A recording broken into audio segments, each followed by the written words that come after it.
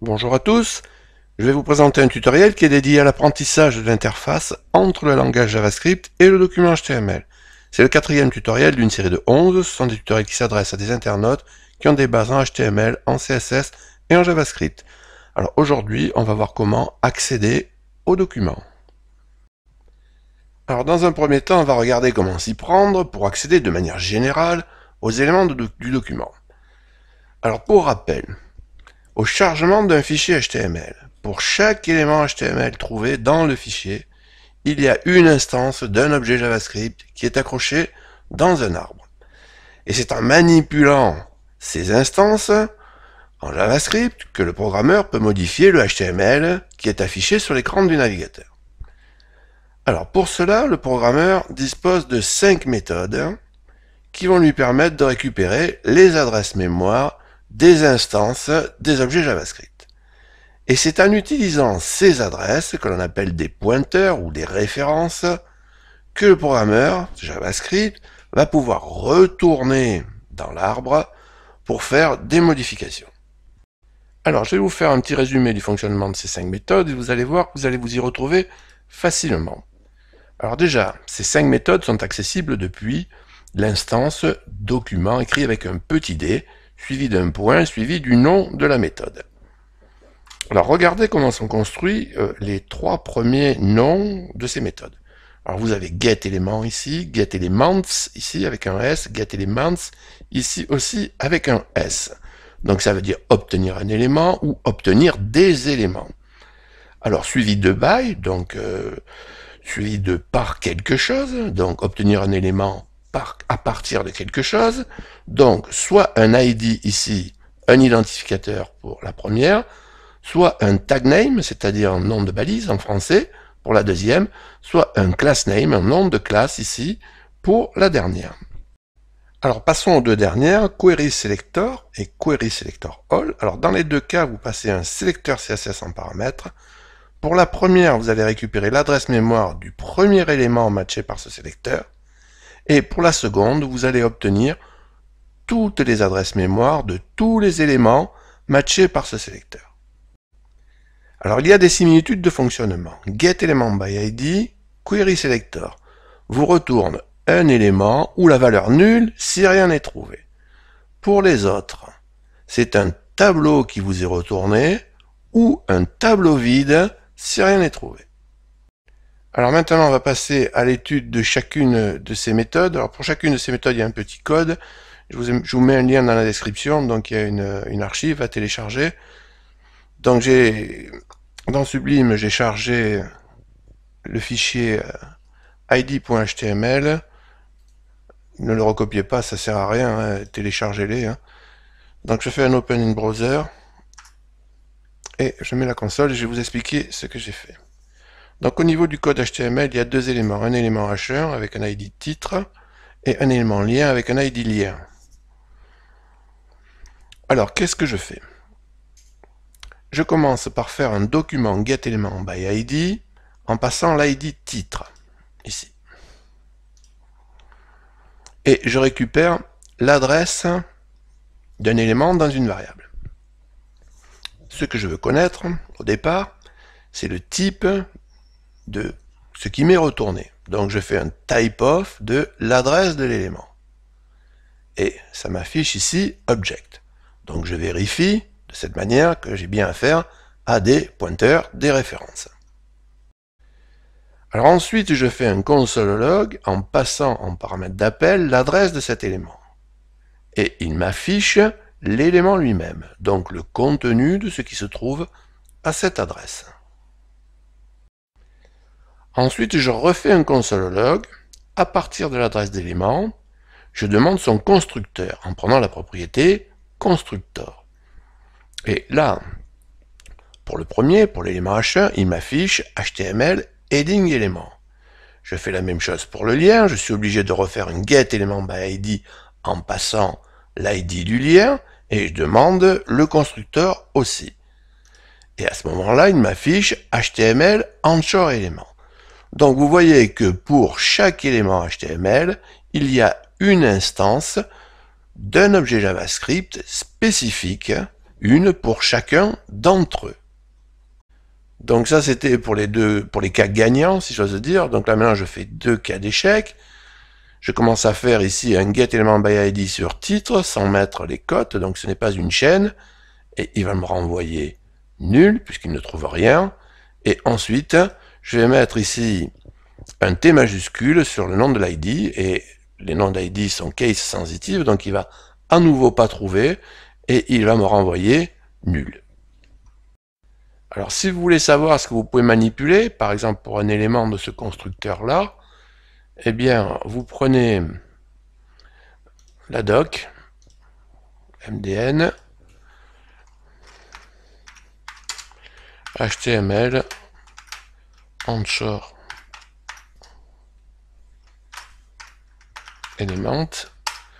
En général, ça sort Python premier. Et vous avez ici, donc vous avez l'arborescence des objets, et vous avez toutes les propriétés que vous pouvez changer. Alors maintenant, je vais passer à getElementsByTagName. Donc je l'ai cherché dans Sublime, je fais un Open in Browser ici aussi. Donc qu'est-ce que je fais ici? Donc je fais un getElementsByTagName sur le tag P, donc paragraphe, entre simple quote, je mets ça entre simple quote, et je récupère un tableau de 3 adresses d'éléments paragraphes. Alors pourquoi 3 adresses? Parce qu'il y a 3 paragraphes ici dans mon HTML. Donc là, la classe, il s'en fout si vous voulez. Hein. Et ensuite, je fais un console log de mon tableau, du tab. Donc l'affichage est ici, donc c'est un tableau de constructeur HTML collection.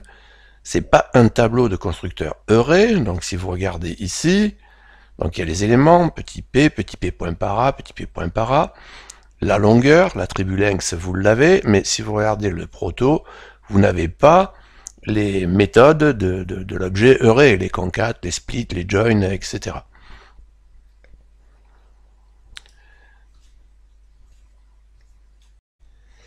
Alors ensuite, je vais faire le parcours du tableau, donc pour i allant de 0 à i strictement inférieur à tab.length. Donc je vais passer au console log ici les adresses successivement. Donc ce qu'il m'affiche, donc c'est le premier paragraphe, le deuxième et le troisième, évidemment. En dernier, je vais faire, en avant-dernier, je vais faire un getElementsByTagName en mettant un P majuscule. Et là, vous voyez que je vérifie qu'il me renvoie toujours 3 éléments. Donc en fait, sur le nom du tag, il n'est pas case sensitive. Puis j'essaie de récupérer des balises H2. Donc il n'y a pas de H2 dans mon HTML. Donc je constate quoi? Qu'il me renvoie cette fois un tableau vide. Donc c'est ce qui était prévu.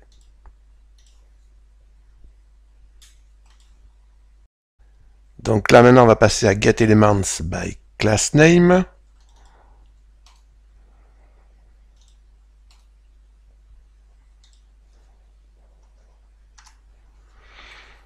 Alors, je récupère ici, je fais un getElementsByClassName, sur para. Le nom de classe para que vous avez ici, c'est le même HTML qu'il y a ici que précédemment. Donc ici, je vais récupérer forcément que 2 adresses, que 2 éléments. Donc je les affiche, pareil que dans le précédent. Donc c'est un HTML collection de 2, si vous voulez, de 2 éléments. Puis ensuite, je parcours le tableau. Donc il m'affiche les 2 éléments qui sont aux adresses que j'ai trouvées. Puis je cherche à obtenir les éléments de la classe para majuscule, et je constate que cette fois c'est case sensitive, donc j'ai un tableau vide, donc les ID et les classes sont case sensitive, donc ça c'est normal, on le retrouve ça en CSS, et donc il ne trouve rien. Alors maintenant je passe à Query Selector, donc j'ai pris le fichier dans Sublime.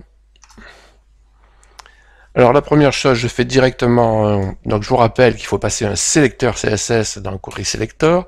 Donc le sélecteur CSS que je passe là ici, c'est P point, donc les paragraphes point de la classe para. Donc il y en a deux potentiellement. Je vais, étant donné que c'est query selector et pas le all, je vais récupérer que le premier qui est matché, donc celui-ci. Donc je l'affiche, je fais un console log, et vous voyez qu'il m'affiche donc deuxième paragraphe, donc bien le premier trouvé dans l'ordre du HTML. Ensuite, je prends un attribut text content pour récupérer le texte contenu dans le paragraphe.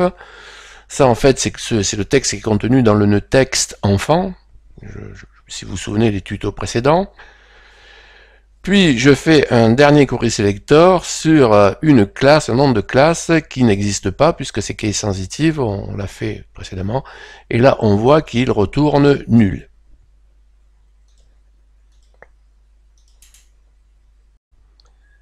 Alors, le dernier maintenant, selector all, query selector all. Donc j'utilise le même sélecteur CSS ici. Donc il devrait matcher les deux paragraphes, le tableau de deux paragraphes. Donc le tableau il est ici, vous voyez qu'il y a deux éléments dedans. C'est un tableau de constructeur node list, donc à nouveau la même remarque que tout à l'heure, c'est pas du array, donc j'insiste pas. Mais c'est pas le même, hein, c'est pas du HTML collection non plus. Ensuite je parcours ce tableau. Donc il m'affiche les deux paragraphes matchés, je lui passe les deux adresses ici. Donc le premier paragraphe, le deuxième paragraphe, et ensuite j'essaie de, avec un sélecteur qui chercherait des paragraphes de la classe texte, et il n'y en a pas, donc là je vérifie qu'il m'affiche bien un tableau vide. Alors ce tutoriel est terminé, je vous remercie de m'avoir écouté. Prochain tutoriel, on modifiera le document, maintenant qu'on a appris à y accéder. Alors si vous avez appris quelque chose dans ce tutoriel, je vous rappelle qu'un petit coup de pouce vers le haut est toujours le bienvenu. Si vous souhaitez être prévenu des nouvelles vidéos, abonnez-vous à cette chaîne, activez les notifications, et je vous dis à bientôt.